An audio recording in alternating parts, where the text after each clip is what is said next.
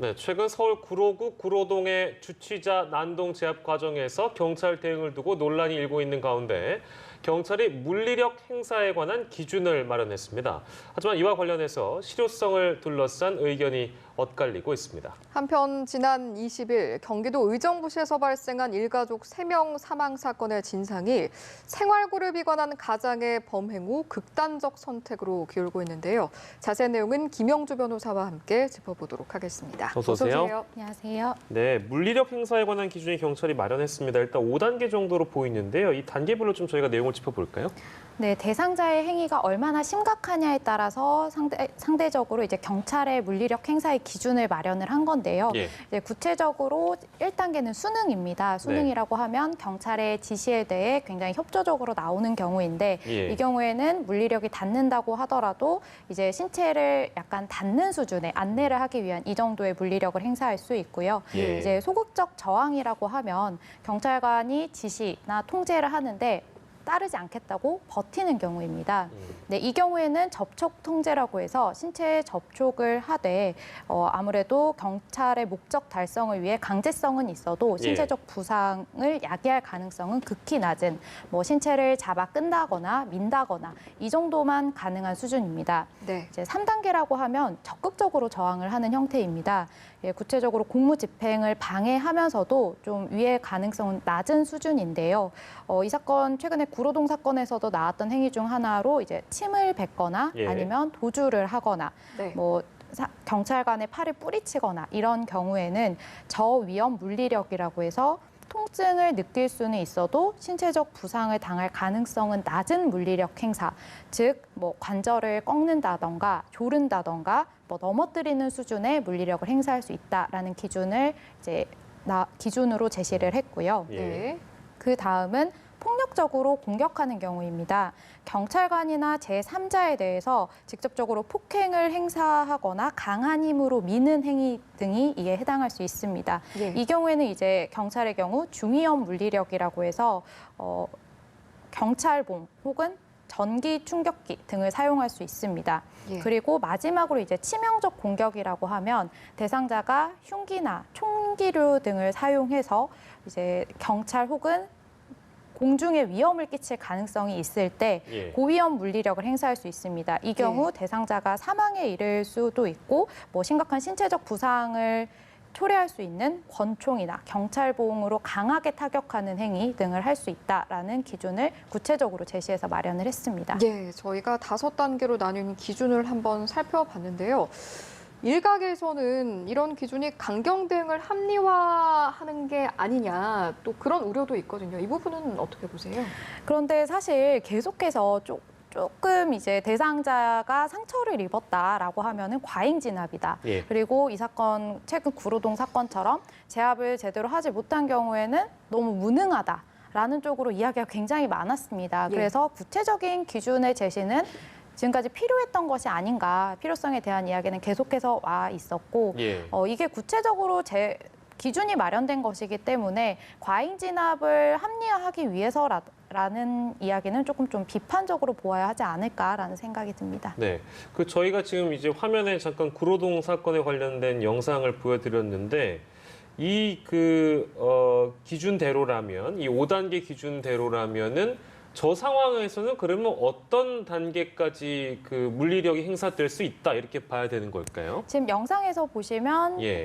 구체적으로 버티고 가지 않는다고 하다가 예. 침을 뱉습니다. 네. 이 경우 이제 3단계인 적극적 저항에 해당하는데요. 예. 그래서 이제 경찰관의 경우 넘어뜨리고 제압을 하는 장면이 나옵니다. 네. 적절한 대처라고 보여지고요. 예. 그 다음에 이 대상자는 폭력적 행위를 하는 것이 뺨을 때리는 행위를 합니다. 그렇죠. 이 경우 이제 4단계에 해당하기 때문에 예. 경찰봉으로 가격을 한다거나 테이저건을 사용할 수 있는 상황에 해당합니다. 예. 그런데 사실상 테이저건을 잘 사용을 하지 못하는 이유가 과거에 경찰이 테이저건을 사용을 했다가 대상자가 큰 상해를 입거나 사망에 이르러서 예. 국가를 상대로 손해배상 소송을 하는 경우가 굉장히 많았습니다. 예, 예. 그렇기 때문에 경찰의 경우 이것을 잘못 행사를 했다가 좀 큰 손해를 야기할 수 있다는 생각에 차라리 무능한 경찰이 되고 만다라는 이야기까지 있다고 합니다. 그렇기 때문에 이 상황에서는 세부 기준에 따르면 테이저건까지 사용할 수 있는 상황이었음에도 불구하고 단순히 이제 넘어뜨리고 제압하는 이것에 그치지 않았을까라는 생각이 듭니다. 말인즉슨 그러면 이제 앞으로는 이 기준에 따라서 물리력을 사용한다면 앞으로 그런 어떤 테이저건에 대한 우려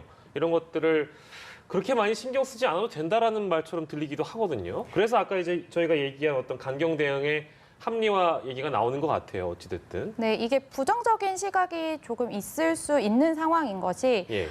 현실은 책이나 기준하고는 다르게 흘러가는 경우가 굉장히 많습니다. 상황에 따라서는 이 기준 내에서 어느 정도 응용력을 발휘를 해서 예.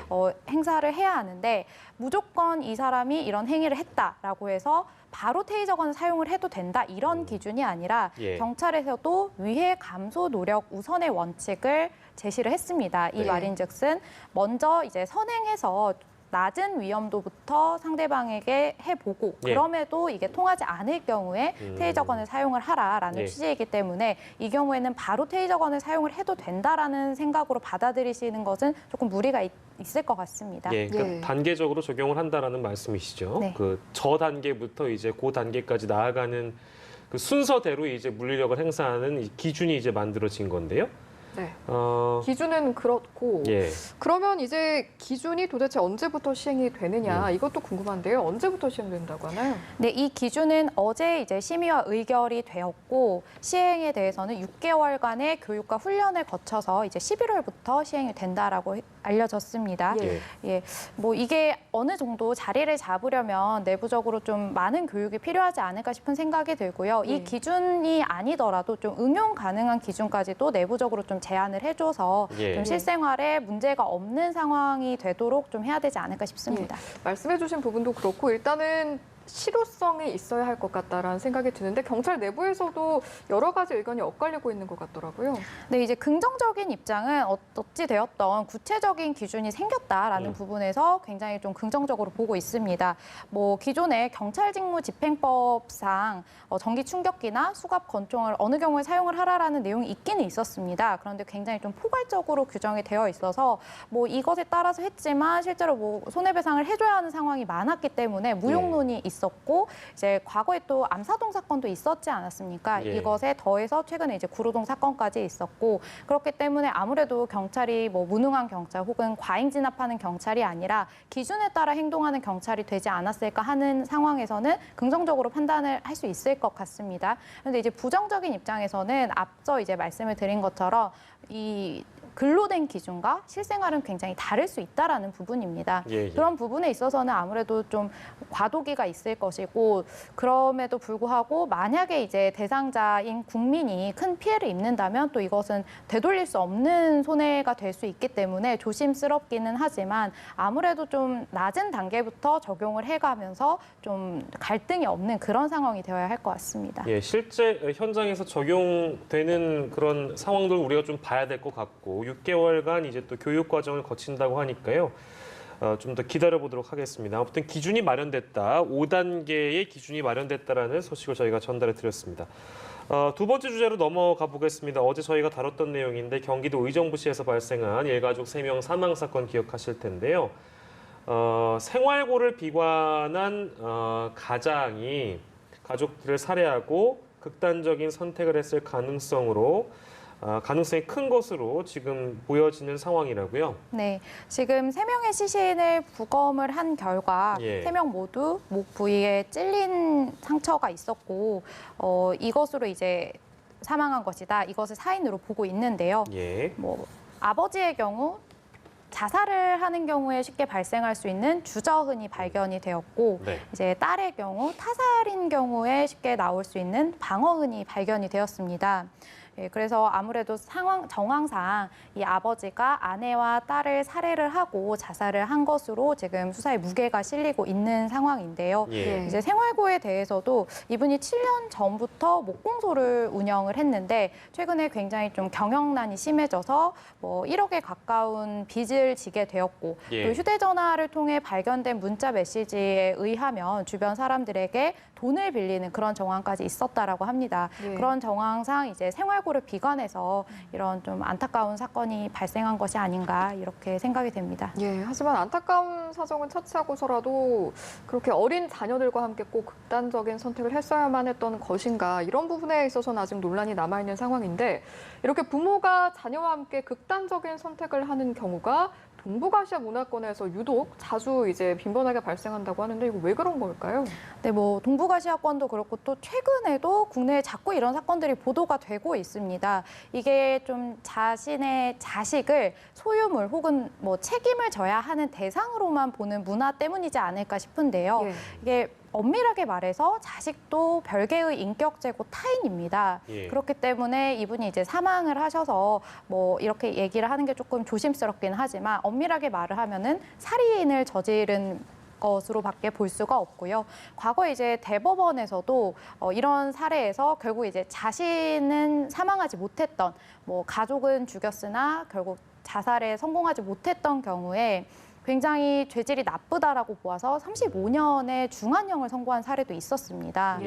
예, 이게 어찌 되었던 굉장히 미성년 자녀 혹은 이제 성년 자녀일 수도 있지만 아동에 대한 심각한 인권 침해라고 인권기구에서도 보고 있고요.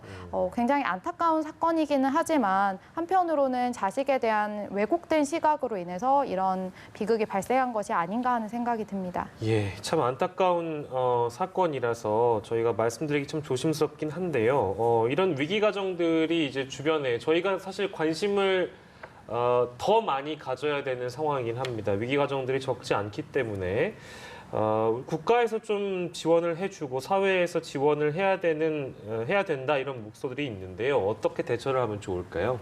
사실 개인의 채무에 대해서 국가적으로 모든 부분을 탕감해주거나 하는 것은 현실적으로 어려운 부분이 있습니다. 네. 그 채권자의 권리를 반하는 상황이 될 수도 있고요. 예. 그래서 무조건적으로 이렇게 해준다기보다 뭐 어쨌든 우리나라에서도 회생파산 절차가 있기 때문에 이것에 따라서 해결을 하고 또 그 밖에 아무래도 자식이 있는 경우에 뭔가 가장으로서의 무게로 이런 극단적인 선택을 했을 수도 있습니다. 예. 그렇다라고 한다면 뭔가 가족들에 대한 복지가 좀 잘 이루어져서 가장으로서 짓눌리는 무게에 대해서 국가적인 차원에서 좀 경감을 시켜주는 그런 게 장기적으로 필요하지 않을까 싶은 생각이 듭니다. 예, 네. 알겠습니다. 두 번째 주제 여기서 마무리 짓고요. 마지막 주제로 넘어가 보도록 하겠습니다. 지인에게 아들을 맡겼다가 결국 잃어버리고만 친부가 항소 진정서를 제출했다. 이런 내용인데 이거 어떻게 된 일인가요? 네, 피해자의 아버지와 피고인의 남편은 20년 된 친구 사이입니다. 그러니까 쉽게 말해서 남편의 친구 아이를 잘못해서 사망에 이르게 한 사건인데요. 예. 이제 부부끼리 평소 굉장히 왕래가 있는 편이었다고 합니다. 그런데 이제 피고인은 남편 친구의 2살 된 아이를 돌봐주다가 이제 아이하고 재밌게 놀아주려고 예. 아이의 겨드랑이 사이에 이제 팔을 끼우고 던져서 받는 그런 이제 행위를 했던 것입니다. 그런데 예. 이분이 좀 허리가 좋지 않았다고 해요. 그래서 순간 이제 허리에 통증을 느끼고 예. 아이를 받지 못한 채로 본인이 넘어진 겁니다. 그래서 아이가 바닥에 떨어져서 이제 머리가 크게 다쳤고 며칠 지나지 않아서 결국 사망에 이른 사건이었습니다. 예. 그러니까 이게 실수였다라든지 내가 굉장히 미안하다. 정말 이 일을 어떻게 해명을 해야 될지 모르겠다라는 어떤 이 가해자로 분류되는 이 분의 태도가 있었다면 모르겠습니다만 지금 이 상황이 이렇게까지 오게 된 데는 가해자의 태도가 정반대였다라는 인식이 지금 이 청원을 올린 친부의 마음이었던 것 같아요. 실제 네. 어떤 태도였다고 하나요? 사실 뭐 1심이 진행되는 동안에는 예. 계속해서 잘못했다. 매달 뭐 100만 원씩 손해배상을 하겠다라고 뭐 쫓아다니면서 잘못했다라고 이야기를 했다고 합니다. 그런데 사실 이분이 예. 그 1심 판결이 집행유예가 나왔습니다. 집행유예가 나오자 예. 뭐 연락을 해도 전혀 받지 않고 그냥 뭐 문자 메시지로만 대답을 한달지 뭐 보여서 전화를 했는데 예. 다른 곳에 있는 것처럼 뭐 전화를 받지 않고 이런 식으로 행동을 했던 부분에서 이제 예. 피해자의 부모는 굉장히 큰 분노를 느낀 것으로 보이고요. 예. 그리고 이제 추가적으로 아이가 7월경에 사망을 했습니다. 그런데 이제 이 일이 있고 얼마 지나지 않아서 약 3개월 후에 이 부부가 해외여행을 갔다는 사실을 알게 된 것입니다. 이제 피해자의 입장에서는 자신의 자녀를 잃고 굉장히 황망한 마음으로 사실 뭐 일반 생활이 불가능한 상황이었을 것 같은데 예. 가해자의 가족은 어찌되었든 해외여행을 다니고 아무렇지도 않게 살고 있다라고 한다면 분노가 좀 심해지지 않을까 이런 상황이었을 것 같습니다. 예. 예. 검찰도 이제 항소를 하기로 결정을 했다고 하는데 향후 진행될 재판에서는 어떤 부분들이 그렇다면 좀 쟁점이 될까요? 네, 이 사건의 경우 사실관계가 뭐 서로 문제가 되는 상황은 아닙니다. 사실관계에 있어서는 양자 모두 인정을 하고 있기 때문에 결국 양형이 부당하다, 양형에 대한 이야기가 다뤄질 것으로 보이는데요. 네. 1심 판결문에 따르면 일단 만 2세 아이가 사망을 해서 결과가 굉장히 중대하고 피해자가 엄벌에 처해달라라고 이야기를 하고 있다라는 점에서 예. 양형을 불리하게 봤습니다. 그런데 유리한 정상으로는 피고인이 일단 자신의 범죄를 인정을 하고 있고 예. 그리고 동종의 전과가 없으며 그리고 실제로 또 이분이 디스크 수술을 하셨다고 해요. 예. 그래서 이런 부분에서 유리하다고 보았는데 항소심에서는 아무래도 지금 피해자의 부모가 이분들이 반성을 하고 있지 않다라는 취지로 항소 진정서를 제출을 하지 않았습니까? 예. 그래서 이분들이 반성을 하고 있지 않다라는 점에 대해서 재판부가 어떻게 판단하냐에 따라 이제 결과가 좀 바뀌지 않을까 싶습니다. 네, 종합적으로 이제 재판부에서 판단을 하겠지요. 참 안타까운 사건들이 요즘 많습니다. 세 가지 주제를 오늘 함께 했습니다. 오늘 이 시간에 김영주 변호사와 함께했습니다. 고맙습니다. 고맙습니다.